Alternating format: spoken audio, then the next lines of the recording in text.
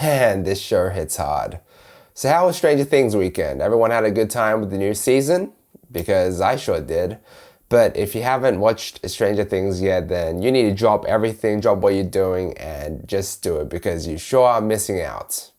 Okay, so I wasn't able to release this review as early as I would have liked because unfortunately, recently I just contracted COVID, so I haven't been feeling too hot.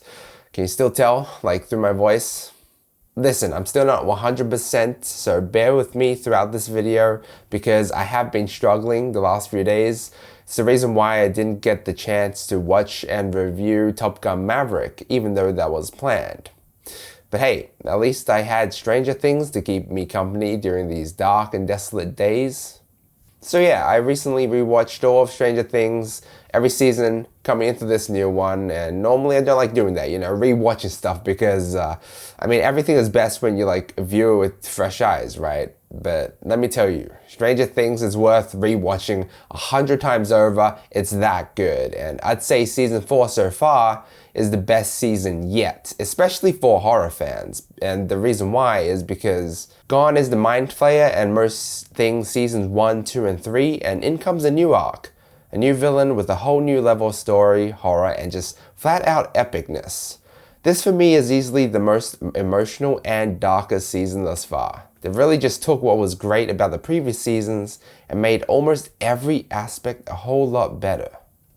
Or a whole lot more, I should say, because I'm not saying that the previous seasons, weren't good. Even starting from seasons 1 and 2, they were really good, especially on first watch. It's just that every season onwards feels like it's way bigger than the previous one. It's like a constant build-up that fails to disappoint, and that's what I love about Stranger Things. The horror, the cinematography, the visual effects paired with the amazing soundtrack, everything, almost everything, just feels like a step above that of the previous season. And I say almost because, two aspects are on par or worse of that than the previous season, and one of them is comedy. Now, this is really debatable, and sure, I had my fair share of laughs during the season. But I still feel like season 3 was just more entertaining, with Steve, Robin, Erica, and Dustin, and their kind of journey. Now the other aspect is romance and the relationship development. There's almost none of that in the season so far. There's some hints here and there, sure, but in this one it is completely understandable though. Because this season starts just a few months after the end of season 3 and, we all know what happens then. Certain characters are split from each other and since this is a new season, new characters are introduced and new journeys and teams are formed. And this season specifically is great because it feels like there's just more of a sense of urgency and things are more exciting because we're heading down, this new dark and mysterious territory. The first 3 seasons, right? We're all building towards the 3rd season with the Mind Flayer. In here, we have something new, like I said. But even though it's new, they've done an excellent job at making everything still link back to the core seasons of 1, 2, and 3. Because there's a lot of backstory in this season, a lot. Linking back at past seasons and to the villain. And it's just one of those things that's just a joy to watch unravel. Similar to previous seasons, it starts off quite slow and some things are confusing, but then the more you watch, the more you understand. I have to admit though, at first, after the first 2 or 3 episodes, I was like, okay, this season is getting a little bit too predictable. But then the more I watched, especially later on, that ended up not really being the case at all. And quite frankly, some of the stuff is just mind-blowing or even mind-numbing in a way, like the things that happened during this season so far. And while this season is entertaining every step of the way, it is also more horrifying and gruesome.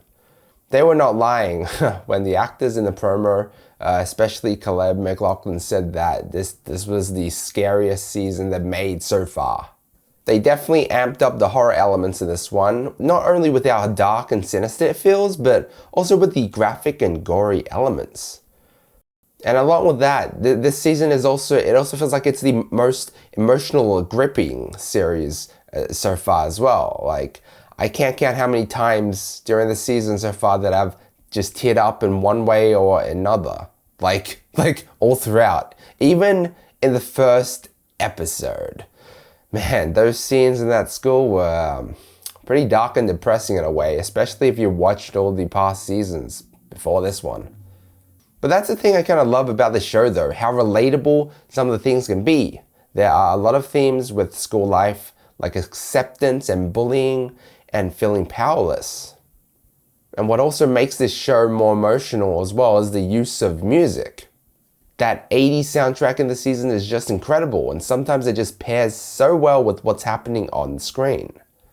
There was one point, towards the end of one episode, where I was just bawling my eyes out because it was just so emotional and epic in a sense. Because one, I honestly had no clue what was going to happen, and two, like I said, the music just went so well with that scene, and it just shows how the use of music can be so powerful.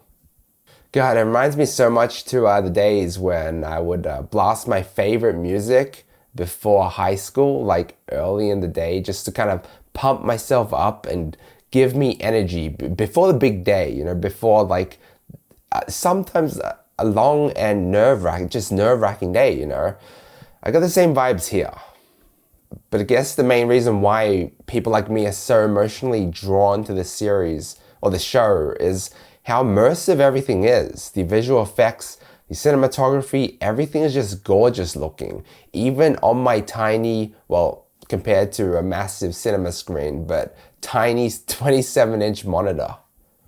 And I had a look at Beyond the Stranger Things, this short 2017 documentary on season 2, before I started watching this season, and seeing the behind the scenes of how they made, and how they're talking about the acting and the visual effects and all that, makes me love the series a lot more and appreciate it just so much more. But yeah, it's not just the sound and visual effects that play a part in the immersive factor, but the acting is also incredible.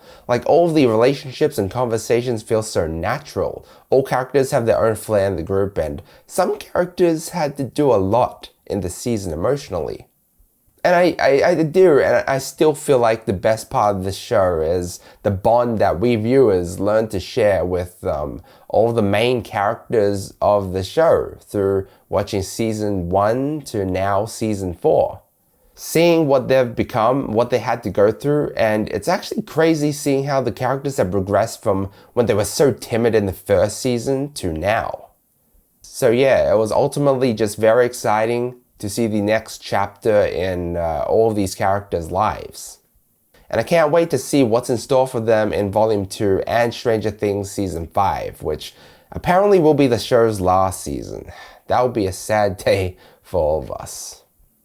Okay, there are some things that I would like to mention in this review, which characters I like the most and stuff of that nature, but I'll refrain from doing that to save time because there's a lot, I kind of want to get through in this review, and I don't want to repeat that much. Just check out my previous video on Stranger Things, on the series, which I'll link below.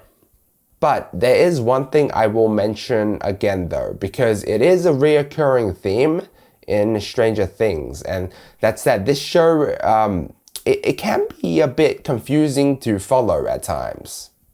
And that's mainly due to the fact that it switches between different characters and their journeys pretty frequently, that when it does, it is possible to kind of forget what certain characters were doing. So there's a short catch-up period, at least for me, but I'm sure a lot of people are like me and are in a similar boat.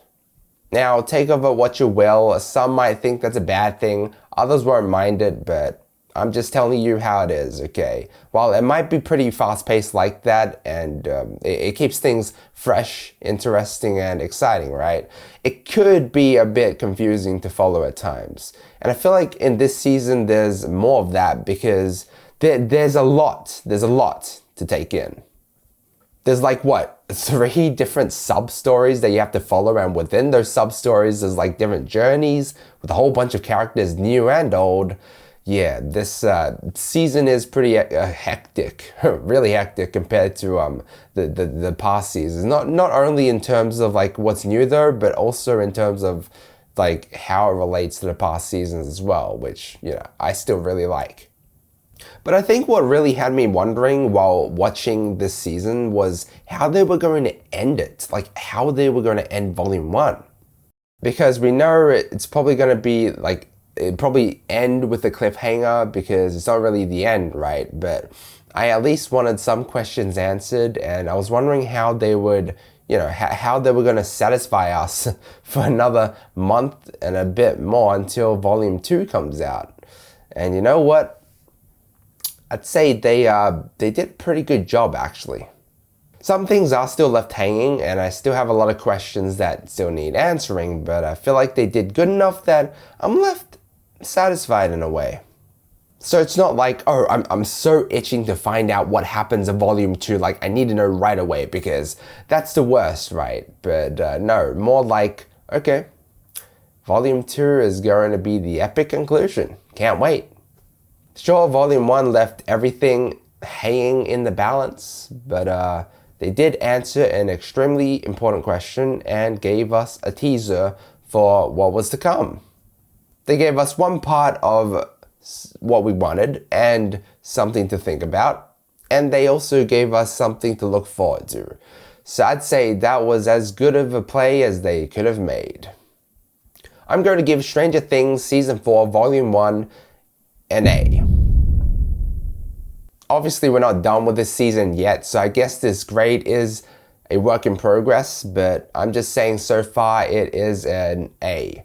And I know I gave Season 3 like the same grade, like an A, even though I do feel like this season is definitely better, but I just feel like, I don't know, I just feel like it doesn't do enough to get an A+, because some minor like details, like, you know, like I was saying throughout this review with the thing about it, you know, being confusing at times, and also about it being too much to take in.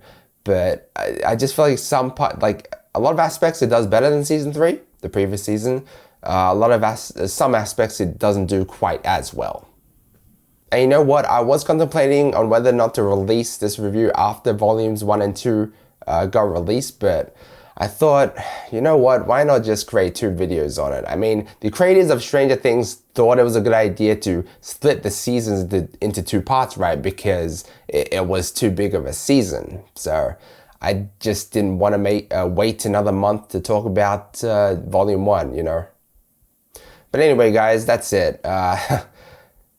Thanks so much for watching and bearing with me. I hope this voice wasn't that annoying, even though kind of feels that way. But anyway, like and sub if you enjoyed, and as always, feel free to check out any of my previous videos. Until next time.